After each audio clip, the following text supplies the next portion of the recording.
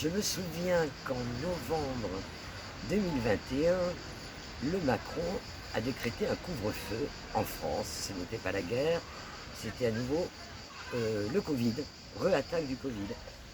Et ça nous a complètement miné le moral. On avait survécu aux épisodes précédents, dans la joie et la bonne humeur, mais là, c'était terrible. Donc ça se passe à Toulouse, et c'était après un mois d'octobre exécrable. Le soleil revient avec l'été indien, et le Macron nous décrète le couvre-feu.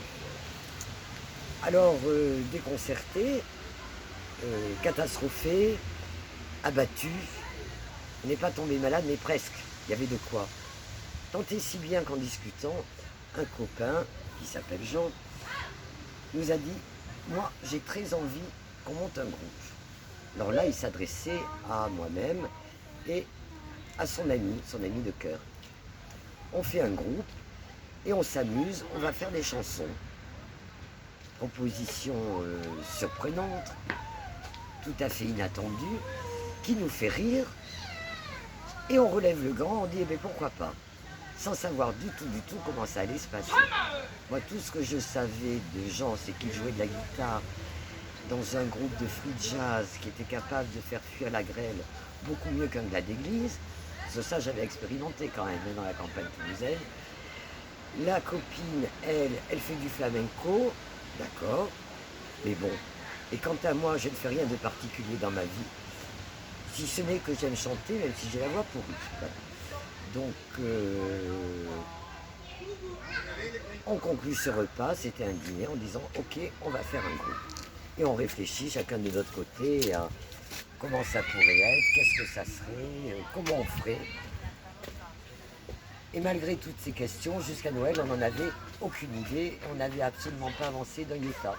Donc Noël passe, le jour de l'an passe, et on se retrouve en janvier, en disant là, il faut s'y mettre. Voilà, c'était tout ce qu'on savait, on partait d'absolument rien, puisque Jean est musicien mais amateur, il n'a pas fait de solfège, je ne pense pas qu'il sache lire une partition.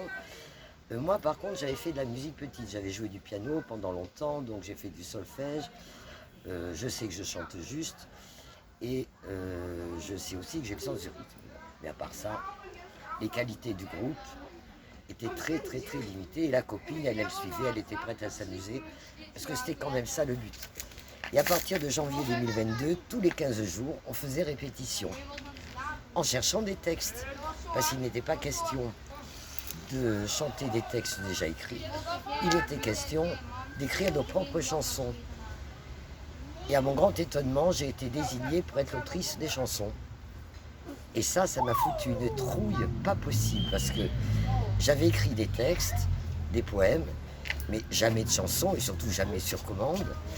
Et j'étais très embêté avec cette proposition. La première chanson est partie d'un bouquin que j'avais dans ma bibliothèque, qui est une pseudo-leçon d'espagnol, où à chaque page on apprend un mot nouveau qui se termine en ion, type adoration, déception, illumination, etc., etc. Et on a décidé, je leur montre ce bouquin parce qu'il me fait beaucoup rire, l'auteur est belge. La copine étant prof d'espagnol, dit mais c'est très bien ça, on va faire une chanson comme ça. Et on a démarré avec une chanson en espagnol de cuisine, où on ne cesse d'interpeller le chaland en appelant carrément à la révolution. Bon, il n'était pas question non plus de faire de la chanson militante à tout crin, mais de la chanson plutôt... L'idée c'était la chanson gag, la chanson clin d'œil, une chanson qui ne se prend pas au sérieux, mais qui quand même dit des choses par moment, parce qu'elle ne peut pas être complètement vide. Et alors on a continué comme ça, on a fait ça de janvier 2022 à juillet. Un petit extrait de mémoire? De mémoire, oula, ça c'est bien difficile. Là immédiatement, non, ça viendra peut-être en finissant mon histoire. Donc on a fait ça pendant 6 mois, on a répété, on est même parti en résidence dans les Corbières, dans un chalet prêté par des amis qui élèvent des chèvres, et qui entre parenthèses fournissent un grand cuisinier français à Fonjoncouze. Et on a répété, le chat, mon chat, faisait partie des répétitions, il scandait En fait, il faisait c'est pas le ventilateur, le métronome. Voilà, il faisait le métronome. Et nous avons donné notre premier concert dans les Corbières en mai 2022. Le public était local, il a été extrêmement surpris du non-sérieux de nos chansons, qui se situe, pour en donner l'esprit, entre Gilbert Bécaud et Brigitte Fontaine. Donc le panel est vaste. Et en général, les gens rient beaucoup. Nous aussi, d'ailleurs. On avait du mal à garder notre sérieux en faisant tout ça. On avait du mal à garder le rythme. On avait du mal à suivre le guitariste qui nous faisait des impros tout à fait farfelus, mais qui nous a fait de très jolies mélodies, parce qu'il y avait quand même des chansons tendres. Voilà. Notamment une chanson pour un immigré qui ne devait pas être accepté là où il atterrissait, bien sûr, il était sans papier. Et puis finalement, comme il y a une jolie fille du pays qui craque pour lui, les copains l'adoptent, l'histoire se termine bien. Voilà, parce que j'avais pas envie d'une histoire qui se termine mal, il y a beaucoup trop d'histoires qui se terminent mal actuellement. Voilà, et le groupe s'appelait Même pas peur, on a beaucoup cherché, c'est important le nom du groupe. On a failli s'appeler Dauphine et Gordini, on a failli s'habiller avec des costumes genre des chiens pour la scène, et finalement non, on n'a pas fait de costume, on n'a pas fait de mise en scène parce que c'était en dehors de nos capacités et de nos talents. On s'est lancé, on a chanté pour les copains, pour des anniversaires.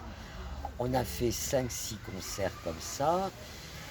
Et l'histoire s'est terminée parce que notre fournisseur de mélodies et guitare rythmique a déménagé. Il est parti dans les Corbières définitivement, dans le village du Grand Cuisinier d'ailleurs. Et bien sûr, entre Toulouse et Fonjoncouve, les répétitions, voilà, 250 km pour faire les répétitions, c'est un peu difficile. Donc l'histoire s'est arrêtée, mais c'était une histoire pleine de fou rire, de bons repas et de bonne humeur. Et tu es? Ah, je m'appelle Annelise. Voilà, et j'habite à Toulouse. Et je Merci. suis grand-mère.